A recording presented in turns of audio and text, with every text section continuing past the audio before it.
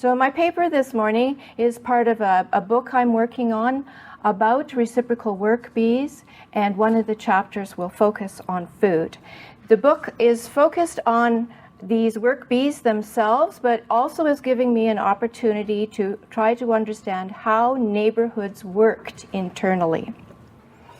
So generosity, generous hospitality was a key ingredient of neighborliness, and the feasts at these work bees is a prime example of this. The feast was the first installment in the payback system for the free labor that neighbors had provided. It was an integral part of the exchange. It was like the icing on the cake at the end of the day. The promise of a good meal attracted people to the work bee, and then the food itself helped fuel their energy and enthusiasm for the work to be done. The feast also reinforced neighborhood standards of hospitality and could accordingly advance or damage your reputation, depending on the kind of feast you gave. People, I'm not sure how they felt about nutrition. It's difficult to understand their understanding of nutrition, but they did know what foods made them feel full and what foods gave them the stamina to continue with the hard physical labor. Everyone was expected to do their best, even if it was a modest affair, and in small communities people knew how much you could afford. So to live in a commodious home and only serve your guests pork and beans on the lawn just wasn't up to the code of hospitality. So my paper argues that the feast was a foodscape of abundance. And I want to look at the setting, the service, and the food as all part of a performance that reflects wider community customs and aesthetics. And one of the most important points for this paper and the book is that the feasts represented a delicate balance between meeting what others expected of you, and that was basically your best that day, but also without overstepping neighborhood standards.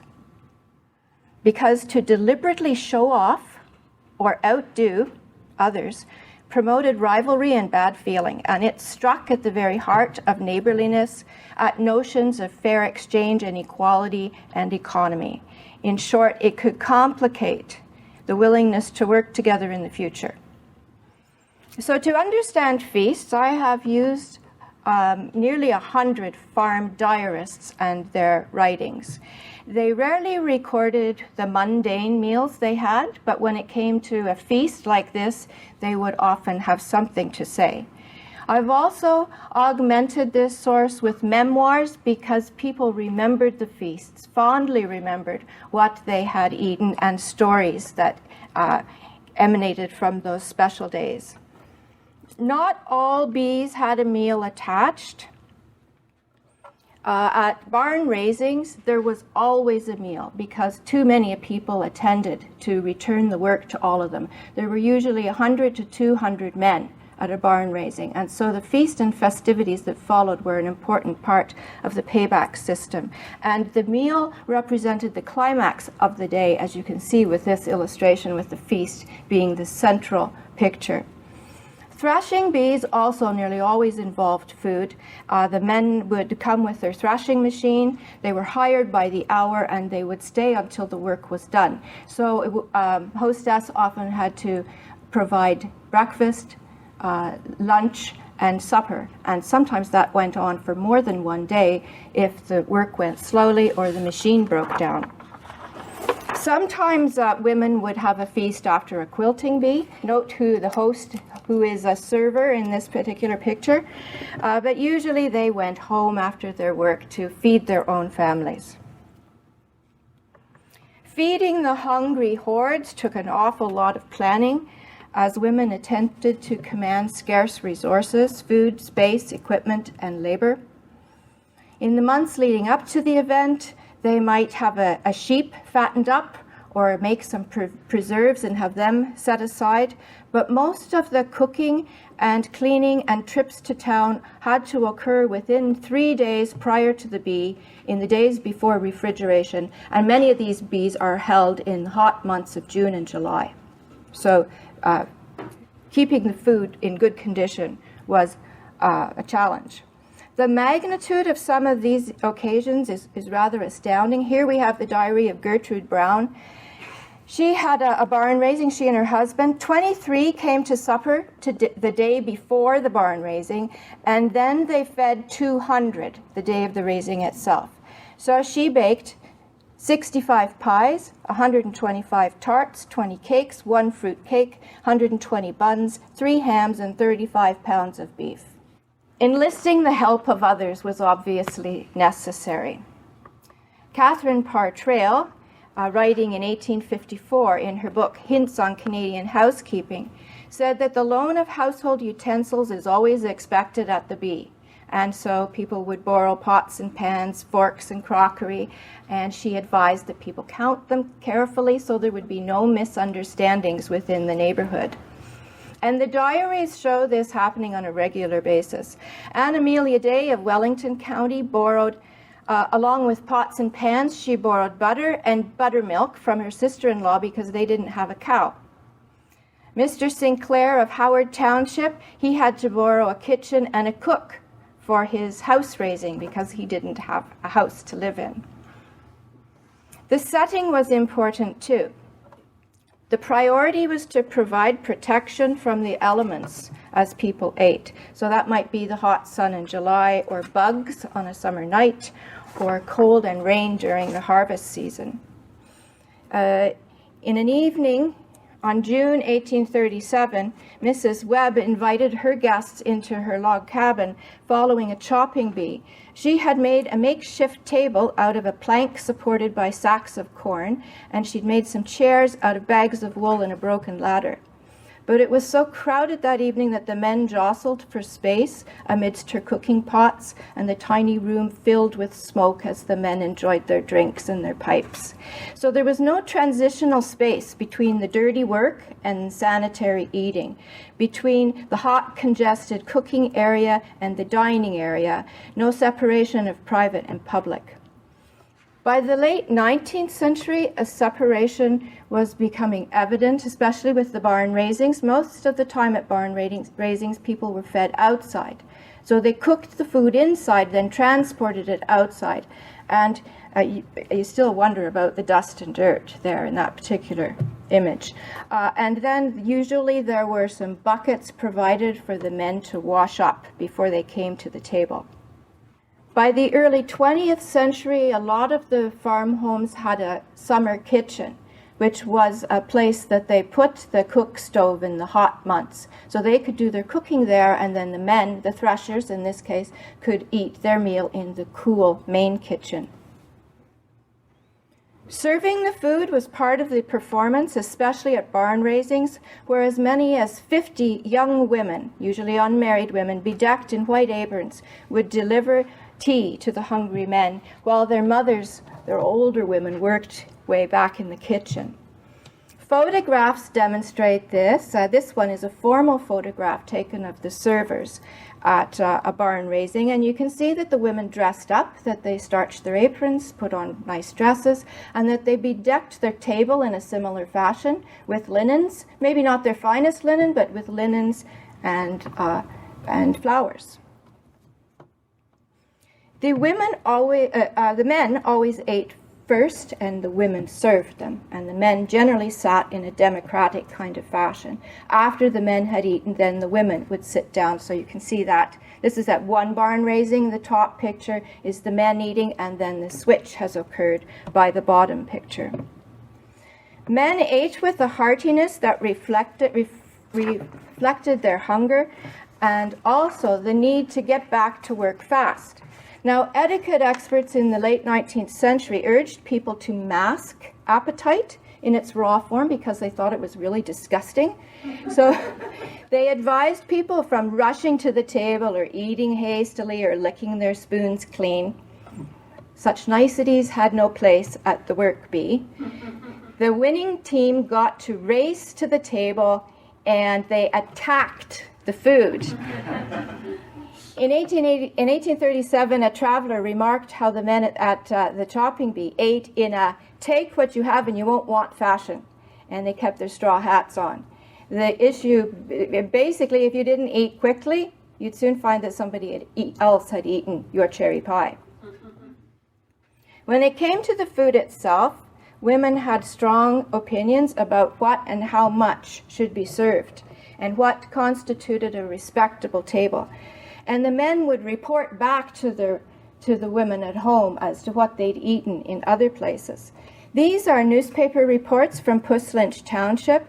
There were 50 such barn raisings written up in the Puss Lynch newspapers, and over half of them had something specific to say about the food that had been served. Usually it was complimentary, saying that the food was sumptuous and abundant, that the tables fairly groaned with the best of everything. I think that would have been a very stressful time for women to know that you might get written up in the newspaper. Maybe you were inclined to be competitive, which would give you a certain kind of stress, or if you couldn't bake that cherry pie, or if you didn't know how to organize things, it must have been a very stressful period. The key components of a respectable table were plenty of meat and home baking. Extra fancy Victorian dishes like molded desserts, or even a fresh tossed salad, were not wanted at the harvest table. Men wanted their hunger satisfied quickly. They wanted a familiar hot meal, even in July, and they wanted to be fortified for the next round of work. So meat was always the center dish of the feast. But what was fitting meat to serve changed considerably over time. In the very early days of settlement, most of the time it was salt pork. If there was fresh game or fresh pork, that was a treat. If the pioneers had cattle, the cattle were being used for their milk and their work, not as meat. As the livestock variety and supply increased in the mid-19th century, mutton came to be the meat served at bees. And they'd often say if they saw a sheepskin hanging on a fence, then you knew that a bee was going to be held. By the 20th century, with the growth of beef and dairy herds, beef became the meat of the feast. Beef is a high prestige food. It represents a lot of capital investment. And so to serve it to your guests is a real mark of respect for their help. But slaughtering your own animal in 3 days prior to the feast was almost impossible given all the other things they had to do. So it came to me as somewhat of a surprise that they either borrowed the meat or they went and bought it. So William James of York County in 1880, in his diary, we have him going and getting 22 pounds of beef from a neighbor before his threshing, and he promised that he would provide this guy with meat when he held his threshing. But most seem to go to the butcher to buy a choice piece of beef. It's interesting that chickens don't appear at all.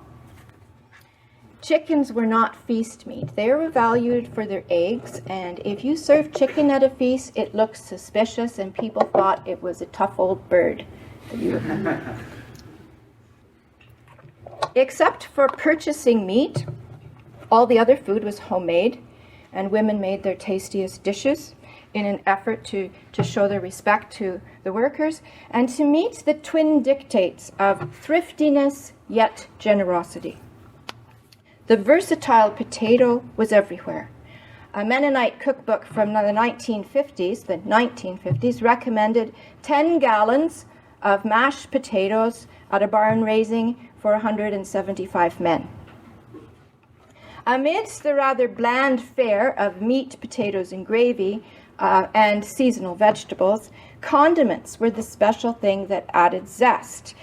They also added a personal touch, and most women had either a jam or pickles or something that was considered to be their specialty. So they might become known for their 7-day pickles. Even in the early days, people expected a sweet treat. Before flour was readily available, this usually was rice pudding. They purchased the rice and the currants to go in it, and it could be easily boiled up on the hearth. If flour was available, they might make fruit cake or plum pudding, and these two items could be stored for weeks in advance. But pie comes to be the be-all and end-all of these harvest meals, the most popular and certainly the most memorable food item at the feasts. Pie is a very social food. You can cut it up into however many pieces you want. And they recommended that for these bees, you only cut it into 4 pieces, maybe 5 at the max. So we're talking abundance. Those are pretty sizable pieces of pie. Pie is also easier to bake than cake. And once you get the crusts done, you can set it up in an assembly-like fashion, invite your sisters in, and wham, wham, wham. You put different fillings in each pie and you get variety. It also doesn't need to be refrigerated and would keep up for 3 days at least before it got to taste a bit stale. Most pies were made of seasonal fruit, but by the 1920s, more exotic pies are starting to appear with improved food transportation. So women would delight their guests with lemon meringue or coconut cream or pineapple pie. And Eva Wilson did this through the 1930s at her thrashing bees. And then when her daughter grew up, got married, and had thrashing bees in the 1960s, she added to her pie menu cherry cheesecake. But it was made with Philadelphia cream cheese and canned cherry pie fill, and she made it a couple of weeks in advance and put it in her big chest freezer. Men really looked forward to working at a place where the food had a good reputation. And thrashing crews were known to slow down or accelerate their work to influence the location of their next meal. Exceptionally poor or great meals, exceptionally slovenly or pretentious behavior rapidly made it into the gossip mill and soon became stories that were retold to entertain, to confirm aesthetic opinions, and act as cautionary tales. Many of these stories get repeated in the oral interviews and local histories. A poem from Simcoe County decried the use of dried apples in apple pies, and it went like this. Upon a dirty cord they're strung, and in a garret window hung, and there they serve a roost of flies. Oh, don't pass me dried apple pies.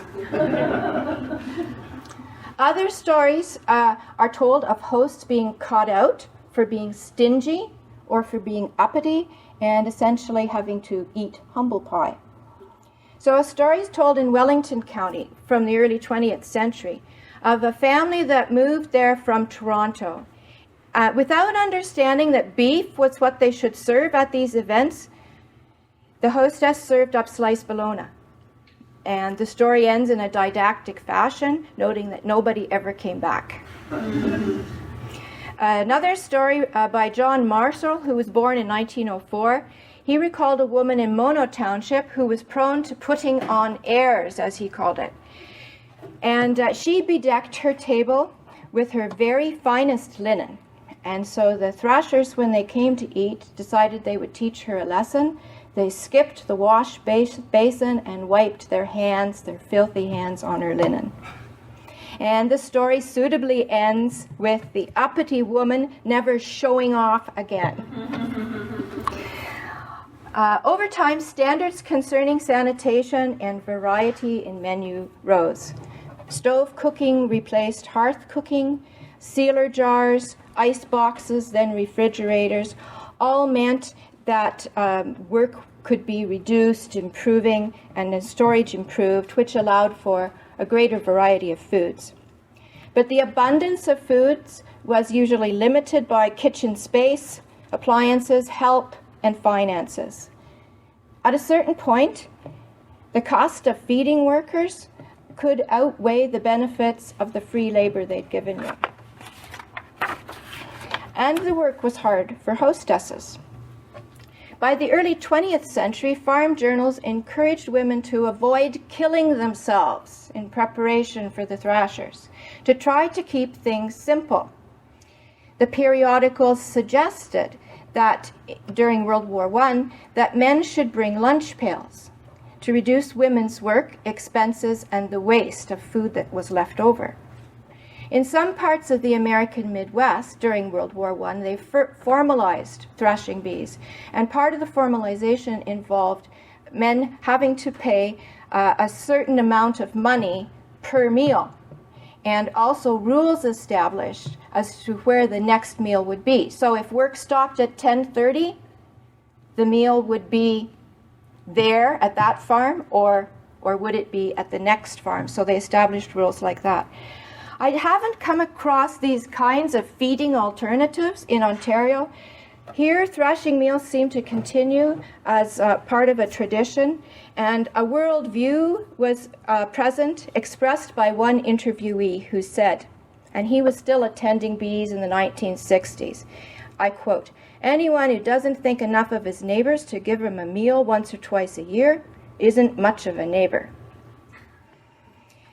So women may have had a different point of view, and this suggests they might have. Women may have dreaded the workload, the derailment of their household agendas, the scrutinizing eyes, but at the same time, memoirs seem to suggest that they felt proud of their cooking and their local reputation, that they respected the tradition of cooperative work and the labor of their menfolk, and that they valued their own and their daughter's role in what was the climax of the day. Thank you.